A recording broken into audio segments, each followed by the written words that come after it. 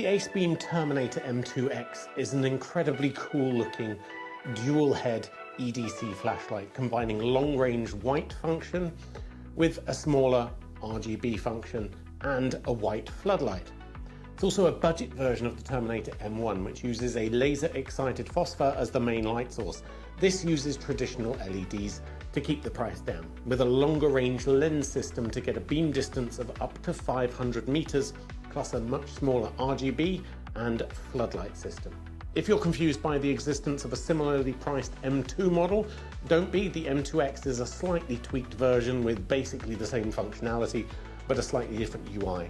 I'm James Bruce, you're watching InMyExpertOpinion.com, and I've been reviewing some of the most powerful flashlights in the world for a few years now. So I say this is a budget version. AceBeam is one of a handful of companies that make the most powerful flashlights in the world. The AceBeam X75, for instance, is powerful enough to basically be a weapon. It goes up to 80,000 lumens, which will easily blind you, and obviously that sort of power is not cheap. So I say budget, but the M2X is still around $140, so this is not your average Walmart flashlight. This is a serious bit of kit for enthusiasts. Is it worth it though, or should you just save up for the M1?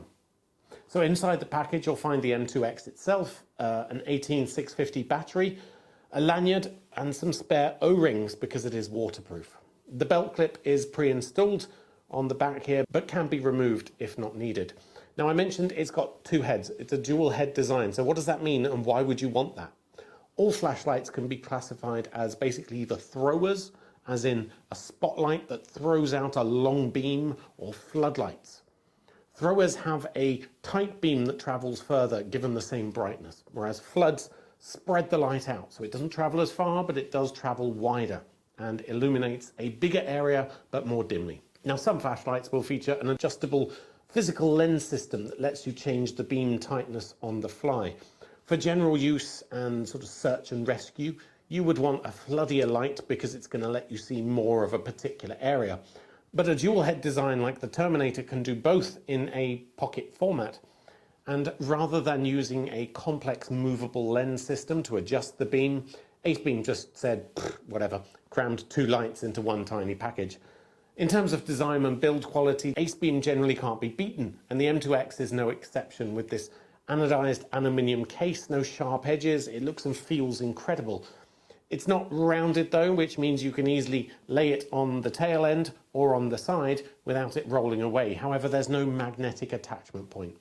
It's pocket sized, but at just under 10 centimeters long, 2 centimeters deep and 5 centimeters wide, I wouldn't recommend hanging it on a keychain or anything. It is a bit of a beast and it will probably take up your whole pocket. With the battery inserted, it weighs 194 grams or 6.9 ounces. It comes with a belt clip, and while I don't think there's an official tactical mount for this, I was able to find a third-party option which screws in underneath here, so you can mount it to a Picatinny rail if you wanted. You'll also find a selection of LEDs on the side here to indicate the current status and mode and battery, green being anything above 20%, red being charge me please. The Terminator M2X is also IPX68 waterproof to 1 meter and dustproof. However, it is not a dive light and not designed to be routinely operated underwater. It's just that it's not going to matter if you get it wet or drop it in a puddle. Now there are two versions of the M2X, this one with a cool white 3200 lumens beam and a more natural white CRI 90 version, which is dimmer at 2000 lumens maximum, unless you have a very good specific reason like photography to get the CRI 90 version. This one will give you the best performance and bang for your buck.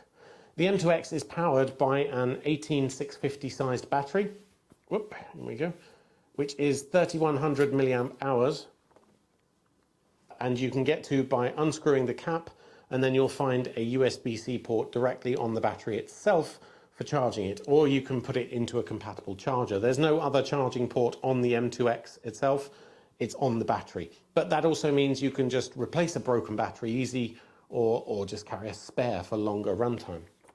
Now there are two buttons to control the M2X, and it can be a little confusing if you've not used an AceBeam flashlight before, but the main features are easy. You turn it on at the tail switch here, then you swap between flood and thrower mode with this side switch.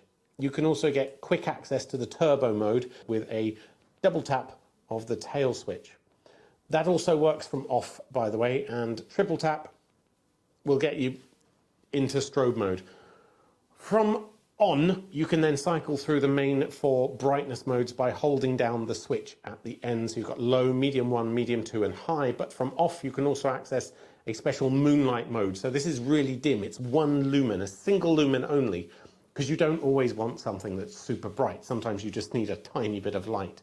And that's ideal for not ruining your night vision. This is also where their headline advertised 38 hours of runtime comes from. It's 1 lumen for 38 hours. The trouble is it also has a mode memory, so if you leave it on the spotlight, the tight beam mode, you can't get to moonlight mode from a long press, nor can you cycle through the brightnesses because the spotlight only has 1 brightness. However, regardless of whether you turn it on in spotlight or floodlight mode, you can always get quick access to strobe, since that's a self-defense feature. Oh, and you can turn on both modes at once with a double tap of the side switch. Look, I did tell you this was confusing. In terms of performance, the floodlight beam is quoted at 3200 lumens maximum, though that will begin to dim down after less than 2 minutes. You can view the exact specs on the product page because there are far too many numbers to list here, as well as the fact that it's got 2-3 modes. The spotlight or the thrower beam is just 900 lumens, though it travels a lot further despite being less bright. So 500 meters compared to 178 meters of the thrower. The last mode we should talk about is RGB, and it's the most disappointing part of the package for me personally because it's just so dim.